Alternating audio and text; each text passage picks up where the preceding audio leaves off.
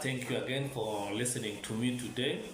I'm your host and also the CEO of Marafiki Social Market. Actually, we have been in the market for the last 3 years, and previously, when you saw my first part of highlighting on the training that were more focusing on young people, we had already talked about the first 6 training that we did. After that, on our second year, we gave it a bigger picture whereby we focused on training all in the marketing sector. We realized that regardless of focusing on the young people alone who are professionals, we can also focus on professional business. This is where I became up with the idea on also incorporating other sector. So in our first training in the second year, we focused on real training in the farming. The first idea that we came up with, we talked about the greenhouse farming. Greenhouse farming was still the best farming so far that incorporate professionals who are really professionals in maybe in agriculture sectors or other sectors that want to venture into business that don't need to soil their hands so much. And also it's also part of the advanced farmers who are interested in doing business in a digital way. So we did a thorough training on greenhouse farming, and that was our first training on second year. After that, we thought of a trend that is common from our backgrounds. Most of us, we came from a humble background, and most of us have done poultry farming. So we emphasize on poultry farming, bringing ideas of the local chicken, the broader one, and also the modern chicken placed together. This is a way that we are really focusing on giving our brothers in the farming and our professionals in the agriculture sector a combined and well training of the same. After that, we moved on goat farming. We have also a system where most of our families are having fathers who are doing goat farming, who are doing cattle farming, who are also doing the business of, buying this cattle, giving them good food, and then reselling them in the market. So we came up on how to do a goat farming business that also inculcated another training that we did subsequently on dairy farming, so that we could give a broader picture of the goat farming and the cattle farming at large. After that, we still continue in the farm setup, and we did a bulb, onions, and garlic farming.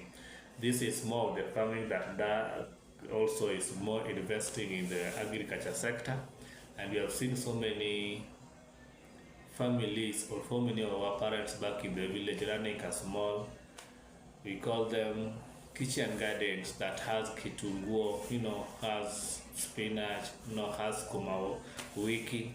So we gave a bigger picture on how somebody can, do either bulb, onion, or garlic farming, or somebody can venture on sukuma wiki as a way of doing a farming. This was much better into our business sector. Before, we thought it otherwise that we should also talk about the pig farming. I think most of you have seen some of the people have been rearing pigs, walking around in the streets, some in the village setup and some in the town setup. So when we are talking about the goats, and then we emphasize on the dairy, which is more of the cows or the cattle, we thought it was good also to capture on these pigs, because these are some of the most common domestic animals that we live within the society, that also we have been doing and running them as a business back in the ground.